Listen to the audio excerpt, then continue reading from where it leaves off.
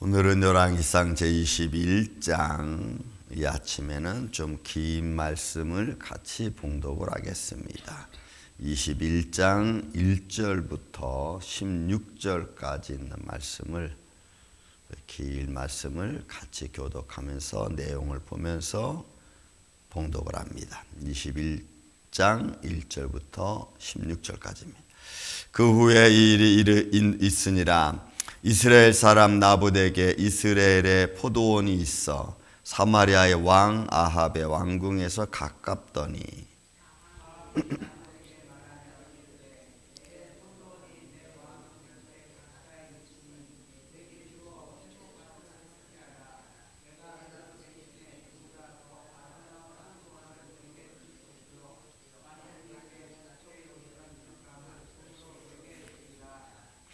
나봇이 아합에게 말하되 내 조상의 유산을 왕에게 주기를 여호와께서 금하실지로다 하니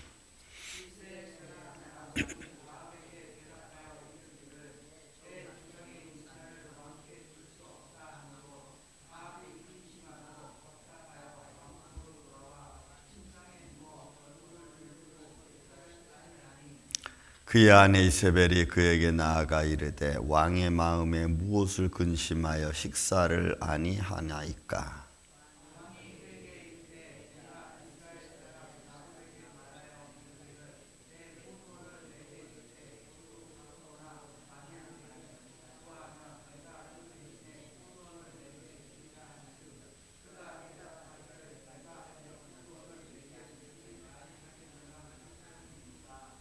그의 아내 이세벨이 그에게 이르되 왕이 지금 이스라엘 나라를 다스리시나이까. 일어나 식사를 하시고 마음을 즐겁게 하소서. 내가 이스라엘 사람 나봇의 포도원을 왕께 드리리이다 하고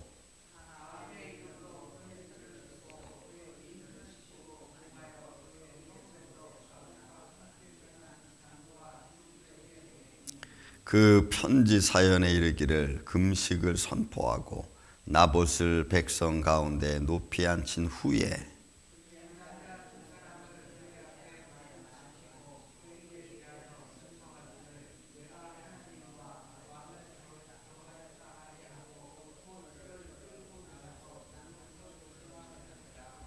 그의 성읍 사람 곧 그의 성읍에 사는 장로와 귀족들이 이세벨의 지시 곧 그가 자기들에게 보낸 편지에 쓴 대로 하여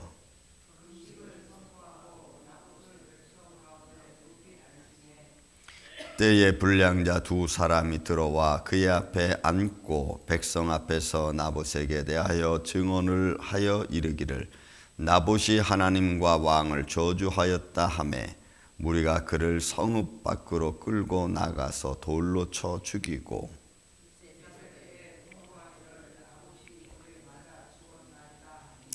이세벨이 나봇이 돌에 맞아 죽었다 함을 듣고 이세벨이 아합에게 이르되 일어나 그 이스라엘 사람 나봇이 돈으로 바꾸어 주기를 싫어하던 나봇의 포도원을 차지하소서. 나봇이 살아있지 아니하고 죽었나이다.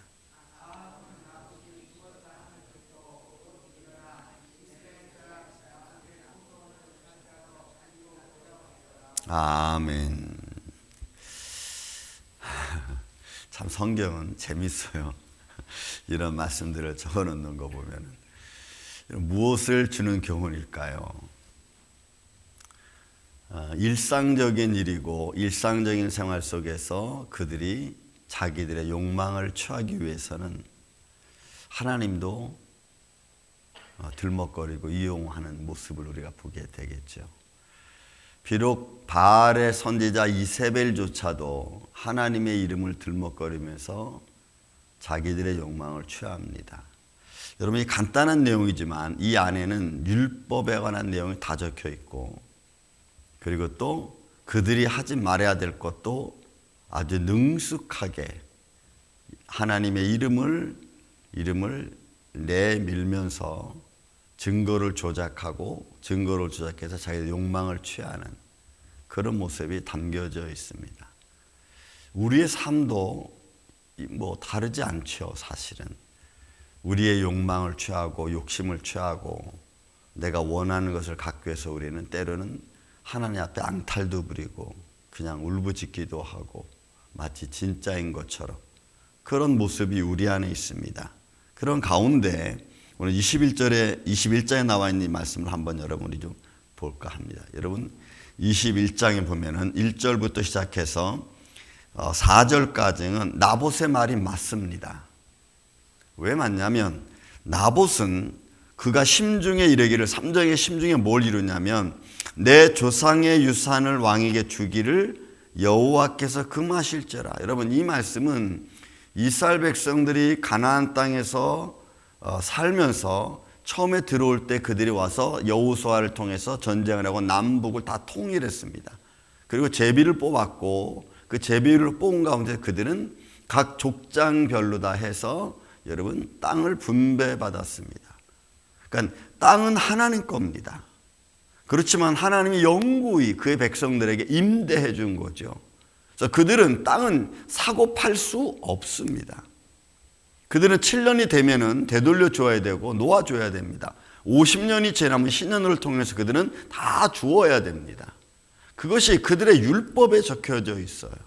그래서 나봇은 왕이 2절에 말한 것처럼 21장 열왕기상 21장 2절에 말한 것처럼 내 포도원이 내 왕궁에 가까우니까 그거 나한테 달라. 내가 돈으로도 주겠다라고 하는 이 말이 뭐 거래죠. 그렇지만 그 거래는 영원한 거래가 될 수는 없는 겁니다. 왜? 나봇이 뭐라 그래요? 나봇이 아합에게 말하되 내 조상 유산을 왕에게 주기를 여호와께서 금할 거다. 왜? 이거는 하나님 우리에게 준 거고 이걸 통해서 우리가 먹고 사니까. 근데 이 말을 듣고 나서 아합이 어떻게 했어요?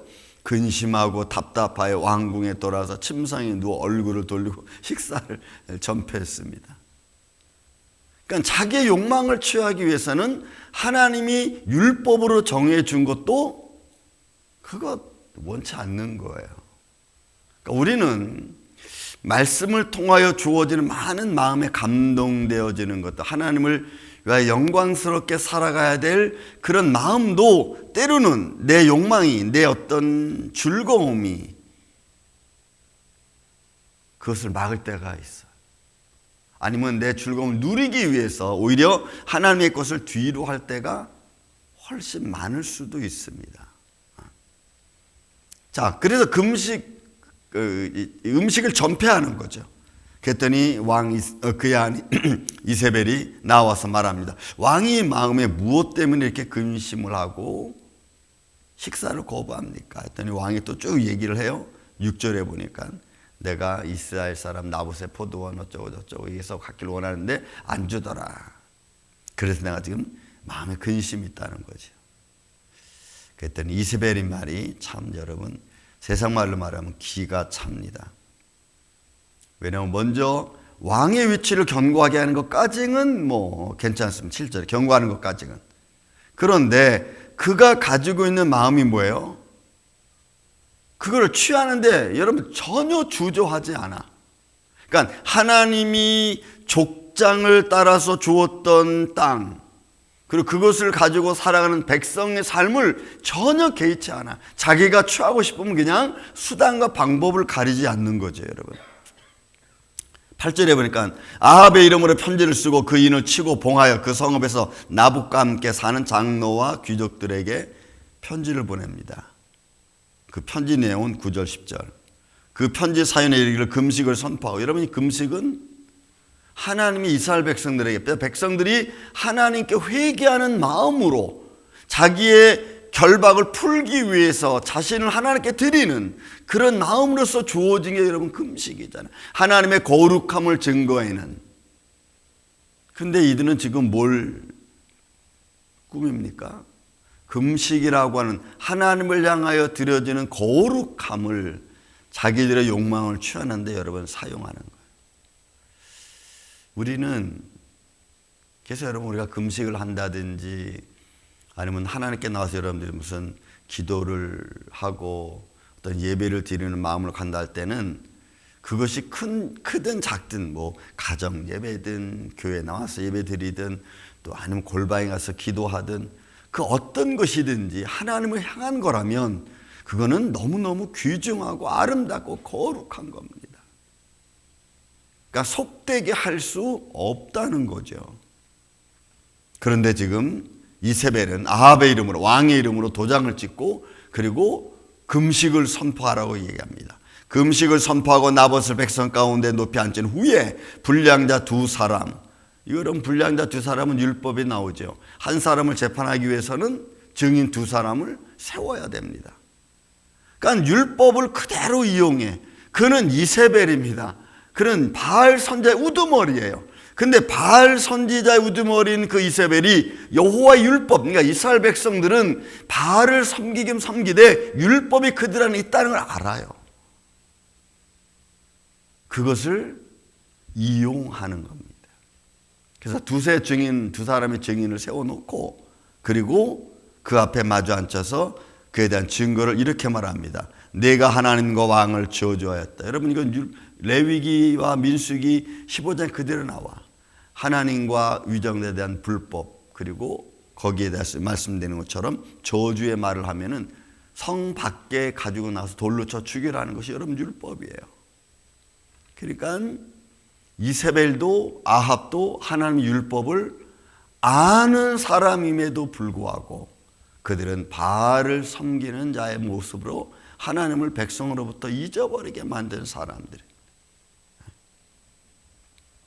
여러분, 우리가 하나님을 몰라서 하나님에 대한 거룩함을 잃어버리는 게 아니고 하나님의 거룩함을 알고 하나님의 말씀을 알아도 우리 삶 속에서 우리가 절제하지 못한 우리 인간의 욕망은 끊임없이 하나님의 거룩함을 더럽히고 하나님을 향한 마음을 자꾸 감축시키는 모습으로 가죠.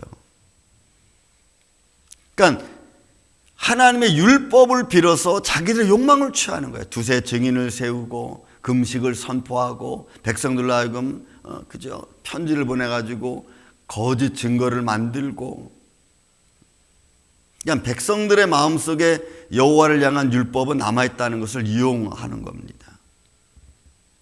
그리고 말합니다. 11절에 그의 성읍 사람 곧 그의 성읍에 사는 장로와 귀족들이 이세벨의 지시 곧 그가 자기들에게 보낸 편지를 쓴 대로 하여 금식을 선포했습니다. 그러니까 장로와 그 다음에 거기 갔던 귀족들은 왕의 부인 왕후가 나봇을 이렇게 했다는 것을 알아보지도 않고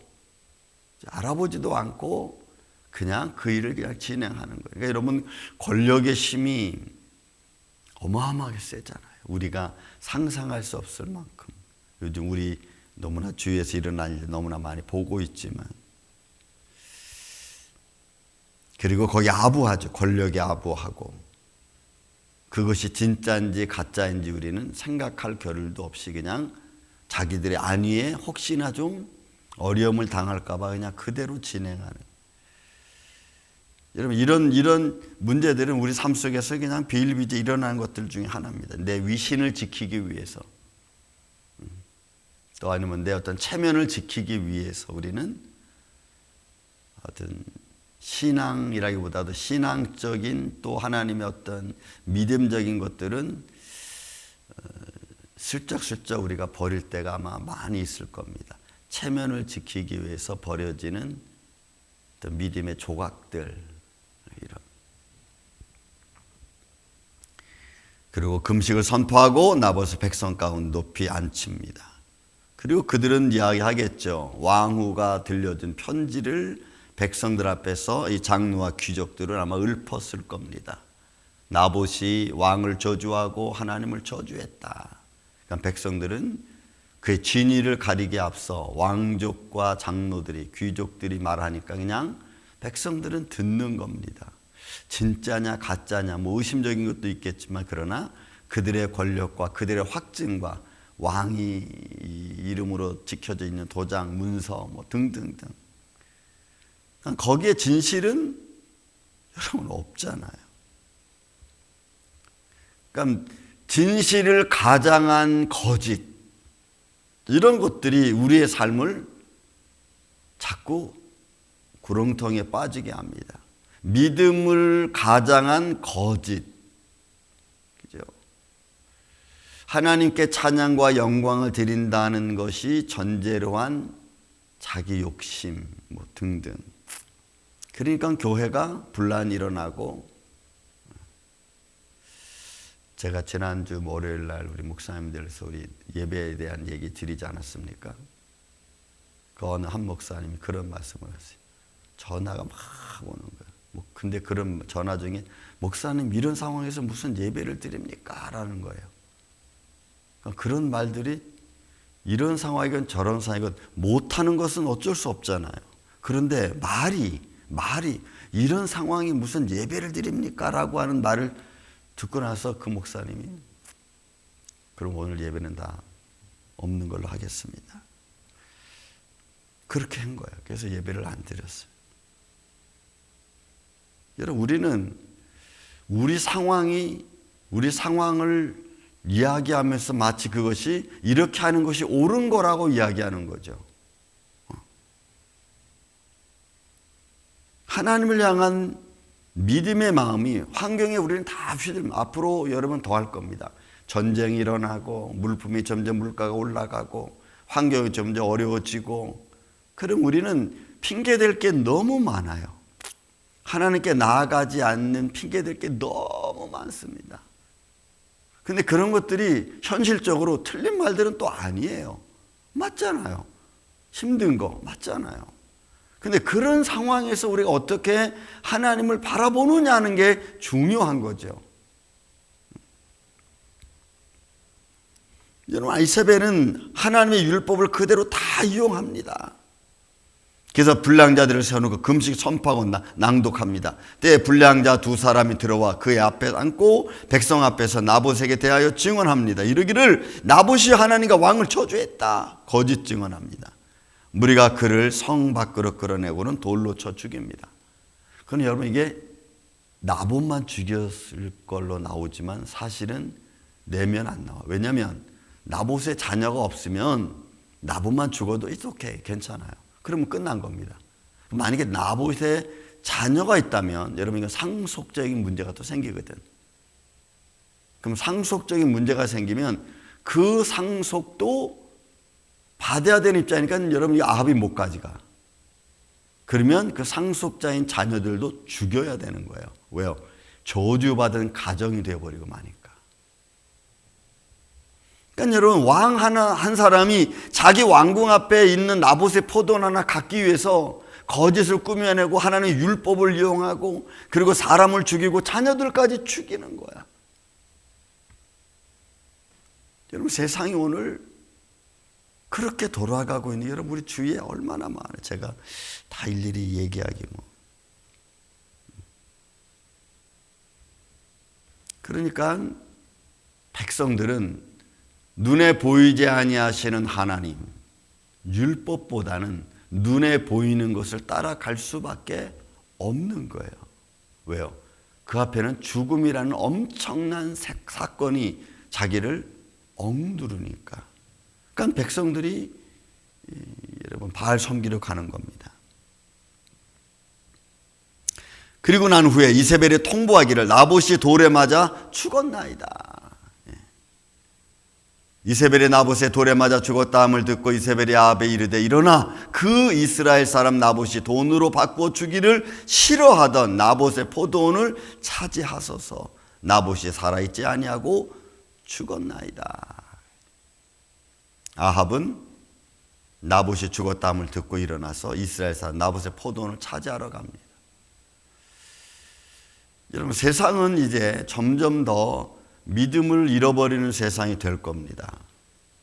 그럴 수밖에 없는 것이 뭐냐면 우리는 그렇게 이미 다 유스트 됐습니다. 편안함에 유스트 됐고 환경에 힘들고 어려운 일에 대해서는 우리는 믿음도 그냥 버립니다. 이게 세상의 논리예요. 불법이 성행한다고 하는 마태복음 24장에 있는 말씀처럼 불법이 성행하는데 그 불법이 평준화됐고 그것이 이제 본의 아니게 정상처럼 됐습니다. 믿음에 따른 삶보다는 우리의 삶에 무엇이 더 유익하냐로 바뀌어지고 있는 세상입니다.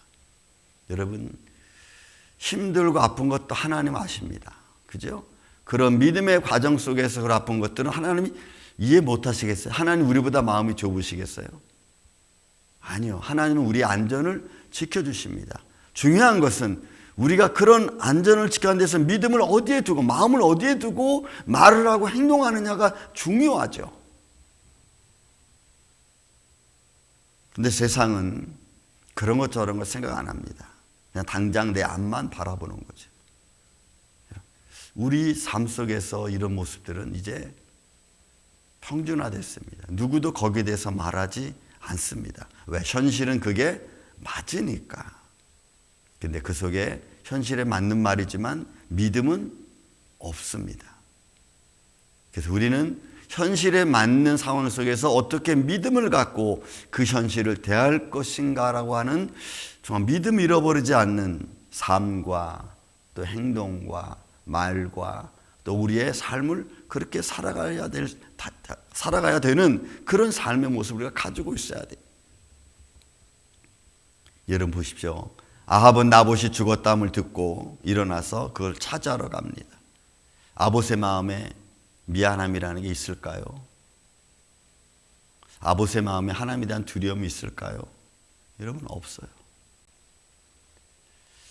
오늘날 우리가 살아계신 하나님을 믿고 보이지 않는 하나님을 하나님으로 인정하고 그분을 향한 우리의 믿음을 지키는 것, 그것은 어떻게 보면 매일매일 매 순간순간 현실과의 싸움일 겁니다. 전쟁일 겁니다. 여러분, 저는 여러분들의 생활 속에서 여러분들의 마음이 내 삶의 전쟁터와 같은 심정을 잊어버리지 않고 믿음을 굳게 지켜가는 매 순간순간 저는 되시기를 예수님의 이름으로 축원을 드립니다. 사랑과 은혜가 많으신 아버지 하나님, 현실을 우리를 조여옵니다. 이런저런 삶의 영향으로 우리를 이렇게 저렇게 흔들어댑니다. 그러나 우리 마음속에 믿음을 잃지 않게 하여 주옵소서. 주님을 바라보는 믿음의 마음이 굳게 서서 주님을 찬양하며 예배하기를 원합니다. 우리의 삶이 힘들고 어려운 것은 주님이 아십니다. 그 주님이 아시는 가운데 그것을 내 유익이 아니라 하나님을 향한 믿음을 굳게 잡고 그 길을 걸어가는 주의 종들이 되게 하여 주옵소서. 매일매일 순간순간 우리가 영적인 싸움 앞에서 예수 그리스도의 이름으로 승리하며 살아가는 주의 종들이 되게 하여 주옵소서. 주님의 몸된 길을 기억하여 주시고 사랑하는 성들의 삶을 주의 장중 안에 붙들어 주셔서 저들의 삶이 힘들지 않도록, 저들의 삶 속에 믿음 잃어버리지 않도록 때마다 일마다 돕는 은혜를 더하여 주셔서 살아계신 주님 앞에 든든히 서갈 수 있는 주의 종들이 되게 하여 주옵소서. 주님 감사합니다. 우리의 삶을 지켜주시는 주님, 어느 곳에 있든지 어떤 상황이 있든지 주님을 향한 믿음에 굳게 서서 주님을 찬양하는 주의 종들이 되게 하여 주시옵기를 원하옵고 사랑이 많으신 예수님의 이름으로 기도하옵나이다. 아멘.